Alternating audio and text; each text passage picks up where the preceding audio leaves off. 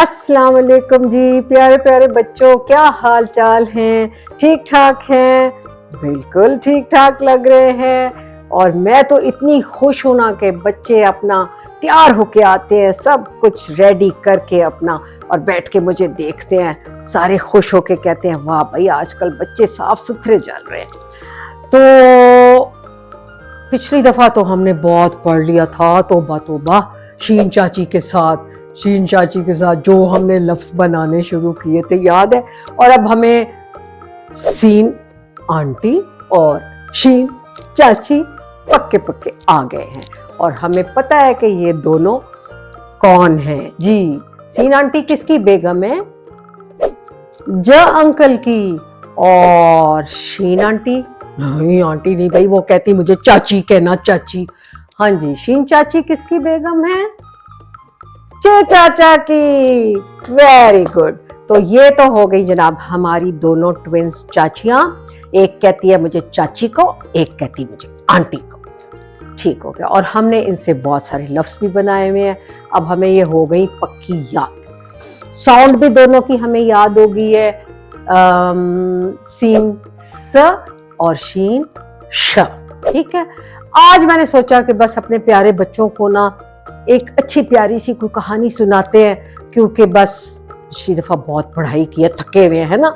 तो आज हम करते हैं एक कहानी पे बात। लेकिन ये जो कहानी है, ये आपको जो मैं सुनाने जा रही हूँ ना, ये कहानी बिल्कुल सच्ची है। कहानी नहीं है, सच्ची बात है। तो अभी आप जब सुनोगे ना, फिर आपको बहुत मजा आएगा। रेडी हो गए हो कहानी सुनने के लिए? कौन कौन बैठा हुआ है जनाब?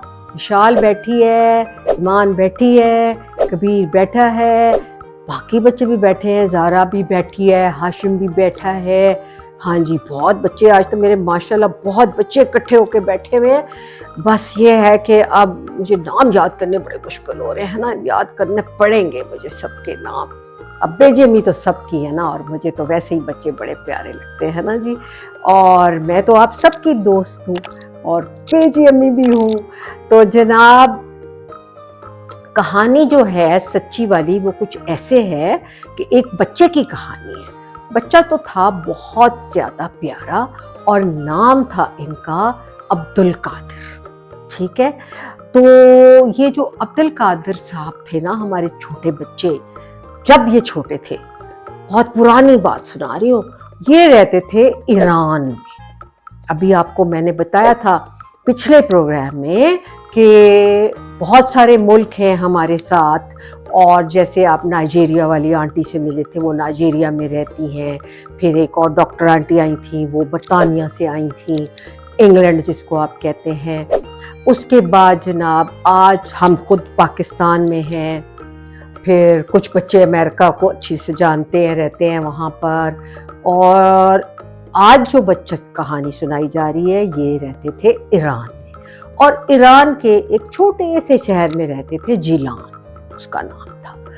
तो इनको पढ़ने का बहुत शौक था, लेकिन वो जिस छोटे से शहर में रहते थे ना, वहाँ पे कोई इतने अच्छे स्कूल नहीं थे, ना कॉलेज थी ना यूनिवर्सिटियाँ थी।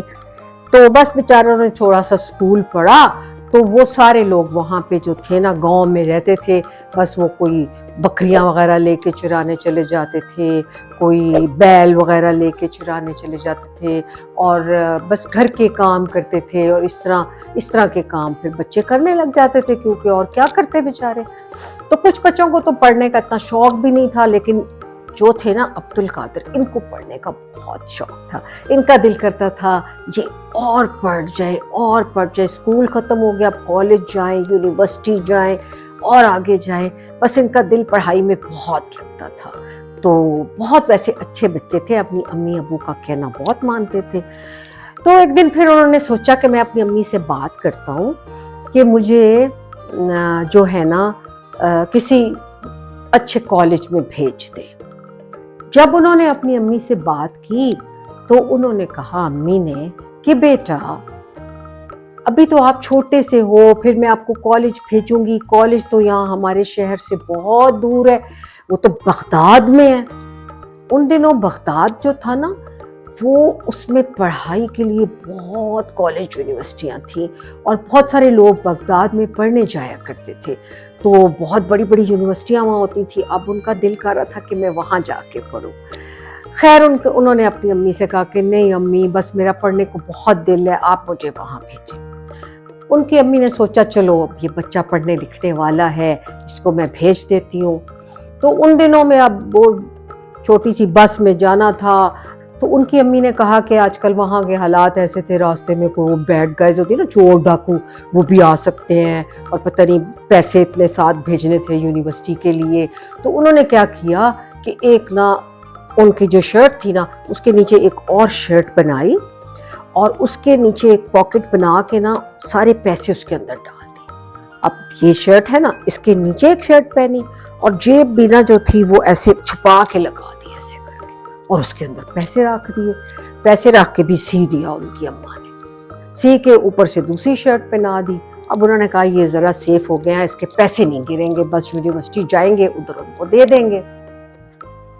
तो उन्होंने कहा बेटा ये पैसे अब आपके हिफाजत में चले गए हैं, बस अब आप जा रहे हो, अकेले भी जा रहे हो, इतनी दूर भी जा रहे हो, तो अब एक बात का ख्याल रखना, आप वैसे तो सारी बातें बहुत अच्छी करते हो, लेकिन माँ की ये हदायत है कि झूठ कभी नहीं बोलना, कभी भी नहीं बोलना, हमेशा सच बात करनी है, तुम जहाँ भी जा रहे हो। इस चीज़ से डरना नहीं है, सच बोलने से।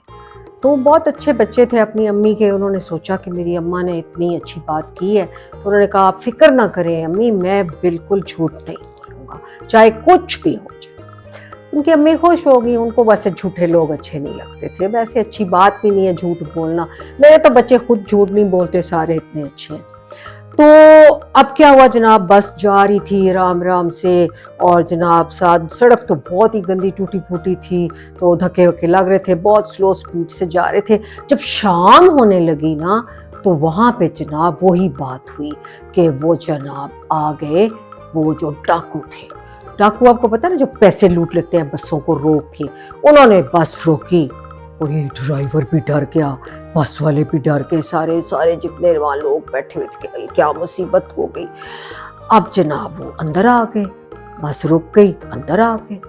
जाहिर है बस तो रोकनी थी, उनके पास इतनी गन्स थी, सारा कुछ था, बंदूकें शंदूकें लेके आए हुए थे, सब ने अपने मुंह लपेटे हुए और जनाब खुद को कवर किया हुआ।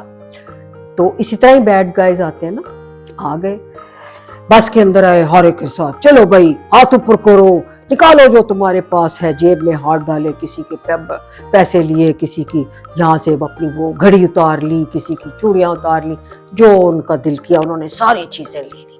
अब जो अब्दुल कादिर थे वो बैठे हुए थे, वो बेचारे छोटे से मासूम से बच्चे लग रहे थे, और उन्होंने लगा कि इस बच्चे के पास क्या होगा। उन्होंने ऊपर से ऐसे ऐसे देखा, कुछ नहीं नजर आया, फिर आगे चले गए, दोबारा आए, फिर उनको ऐसे ऐसे देखा, फिर आगे चले गए, कुछ नहीं नजर आया। तो उन्होंने दिल में सोचा इसके पास क्या होना है बच्चे के पास। तो एक जो था ना उनका वो जो डाकू था गंदा जैसा, वो आ गया उनके पास, कहता है ओए बच्चे, तेरे पास कोई पैसे वैसे हैं कि नहीं। अब आपको पता है कि उनकी अम्मा ने उनको बोला था कि झूठ नहीं बोलना। उन्होंने कहा हाँ मेरे पास पैसे हैं। हाँ कहाँ है तेरे पैसे, अभी तो मैंने तुझे सारा देखा है, तेरे तो किसी जेब में कोई पैसा ही नहीं है, झूठ बोल रहा है। नहीं नहीं मेरे पास पैसे हैं। भाई कितने पैसे तेरे पास। मेरे पास बहुत सारे पैसे हैं। अच्छा किधर है फिर तेरे पैसे। ये ना वो मेरी अम्मी ने ना ये जेब बंदर बनाई हुई है, उसमें पैसे। उसके तो जनाब मजे हो गए, उसने जो देखा अंदर से दूसरी शर्ट में तो काफी पैसे पड़े हुए थे। उसने तो क्या किया, जल्दी जल्दी जो उनका लीडर था ना, वो डाकुओं का एक लीडर भी था, उसको बुलाया। उसने कहा सर ये देखें इस बच्चे के पास इतने पैसे निकले हैं, और इतना बेवकूफ बच्चा, इतना बेवकूफ बच्चा है, अगर ये हमें ना बताता हमें तो पता ही नहीं चला था इसके तो सारे पैसे बच्चा ने। वो जब लीडर ने पैसे देखे इतने सारे, वो तो भागा भागा बस के ऊपर आया। उसने पकड़ा अब्दुल कादिर को। उन्होंने कहा बच्चे ये तुमने क्यों बताया कि तुम्हारे पास पैसे थे।